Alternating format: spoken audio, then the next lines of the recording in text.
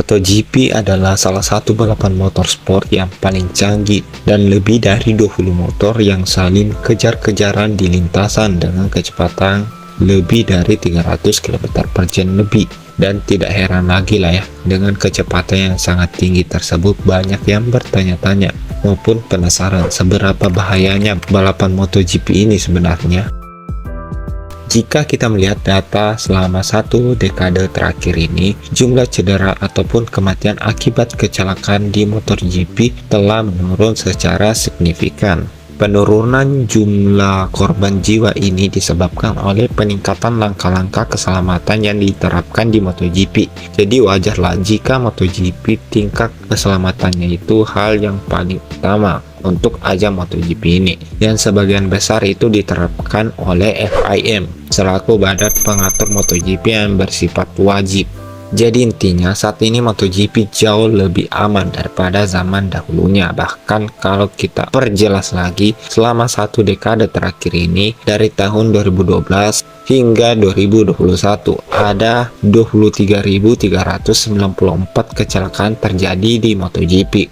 Dan ini belum termasuk Moto2 dan Moto3 ya. Dengan kata lain, berarti dari angka tersebut bisa disimpulkan ada rata-rata 13,5 kecelakaan selama 178 peristiwa yang terjadi selama satu dekade terakhir ini. Namun, yang mengejutkannya adalah hanya sedikit sekali kecelakaan yang menyebabkan cedera serius, dan selama periode tersebut tidak ada kecelakaan fatal yang tercatat di MotoGP sejak tahun 2011, meskipun 2 korban jiwa di kelas lain. Jika mau ditarik lagi ke tahun-tahun sejak MotoGP itu dimulai pada tahun 1949, hanya ada 87 kecelakaan fatal yang terjadi di 3 kelas di MotoGP. Itu termasuk di kelas 500cc dulunya.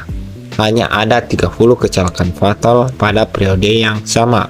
Angka yang sangat sedikit sebenarnya, mengingat data ini pertama kali balapan ini dimulai. Walaupun balapan ini terkesan aman, namun kenyataannya adalah setiap kali seseorang balapan di MotoGP ataupun turun ke lintasan, ada kemungkinan bahwa ia akan mengalami kecelakaan ataupun cedera parah ataupun bahkan meninggal dunia. Meskipun kemungkinan cedera parah atau kematiannya itu tidak ada yang tahu, tapi hal itu masih bisa terjadi, seperti yang dibuktikan oleh banyak pembalap yang mengalami cedera berpotensi dan mengakhiri karirnya dalam balapan tersebut. Jadi di sini saya akan mencoba memberikan beberapa kecelakaan yang mengerikan di semua kelas. Ada juga sebenarnya tragedi MotoGP tahun 2020 lalu, pada tahu kan, yang melibatkan 2 pembalap antara Johann Zarco dan Franco Morbidelli, dan harus crash bersamaan yang hampir melibatkan 1 pembalap lagi yang hampir kehilangan nyawanya. Pada tahu kan siapa? Ya, Valentino Rossi.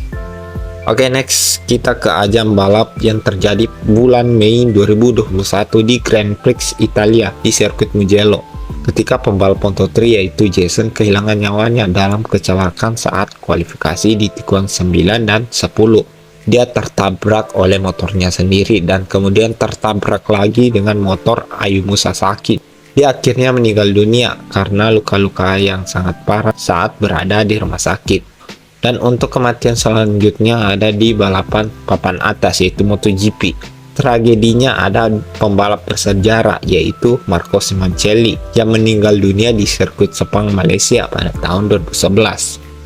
Jika dibandingkan dengan musim ketika kelas MotoGP masih bernama 350cc, dengan kata lain, pembalap akan jauh lebih mungkin mengalami kecelakaan fatal pada era motor 350cc yang masih jauh dari kata safety. Karena olahraga ini jauh lebih berbahaya dan hampir sepertiga kematian di kelas 350cc yang terjadi di track Isle of Man Titi. Namun hal ini disebabkan oleh fakta bahwa kelas ini paling lama aktif, yaitu dari tahun 1949 hingga 2010. Jika dibandingkan dengan kelas MotoGP, kelas MotoGP ini benar-benar hanya sedikit banget yang menelan korban jiwa dalam sejarah. Hanya ada 8 pembalap MotoGP yang meninggal dunia saat balapan, dan dari balapan tersebut 4 diantaranya adalah juara di kelas 250cc. Dan Rupert Hollows menjadi salah satunya pembalap MotoGP yang dianugerahi gelar Anumerta, meskipun secara matematis dia memenangkannya sebelum kematiannya.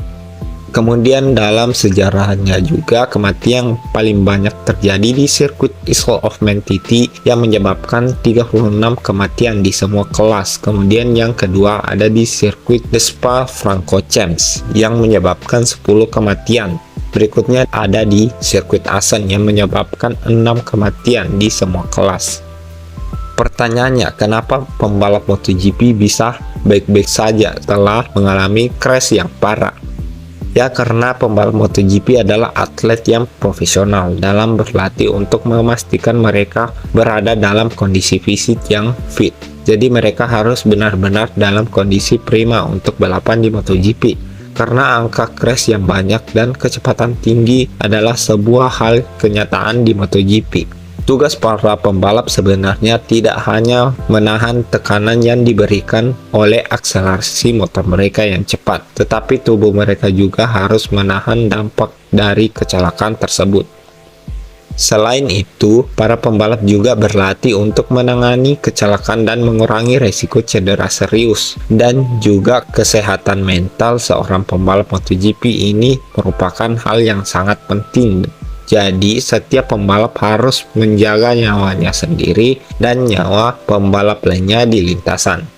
Setiap kali ada balapan dan juga pembalap harus bertindak dengan penuh tanggung jawab dan tetap waspada maupun berpikir secara bertindak dengan cepat selama balapan berlangsung, dan fokus adalah hal yang paling penting untuk memastikan keselamatan setiap pembalap di lintasan. Selain itu, setiap pembalap MotoGP juga menggunakan perlengkapan pelindung untuk mengurangi risiko cedera serius jika terjadi kecelakaan. Namun sayangnya, kecelakaan akan tetap terjadi dan tidak peduli seberapa baik pembalapnya di lintasan dan seberapa briliannya desain motornya, karena pada kecepatan lebih dari 300 km per jam saja, bahkan kecelakaan kecil saja dapat berakibat fatal bagi semua yang terlibat.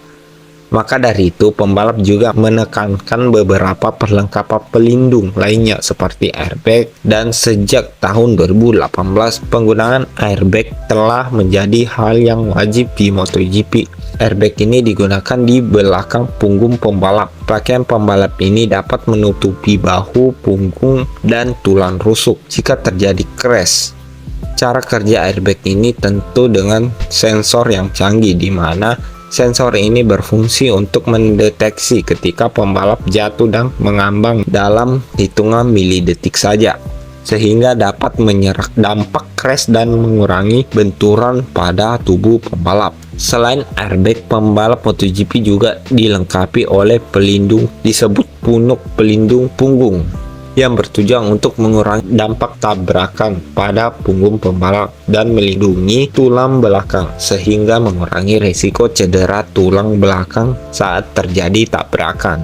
Pelindung punggung biasanya terbuat dari aluminium yang dikenakan di bawah baju pembalap dan seringkali sebagai salah satu unit rompi yang juga dilengkapi dengan airbag atau pelindung dada. Selain itu, hal-hal standar lainnya yang digunakan oleh pembalap, misalnya kayak helm, sarung tangan, dan sepatu boot dengan perlengkapan yang sudah ada. Apakah ini menjadikan pembalap MotoGP lebih aman daripada balapan lainnya? Sebenarnya kenyataannya sendiri nggak bakalan terjamin. MotoGP tidak lebih aman daripada olahraga motor lainnya, tetapi juga tidak terlalu lebih berbahaya. Ya, karena jika hanya melihat jumlah kematian yang terjadi di setiap seri bukanlah ukuran keselamatan yang paling efektif. Namun, jelas bahwa MotoGP menjadi lebih aman setiap tahunnya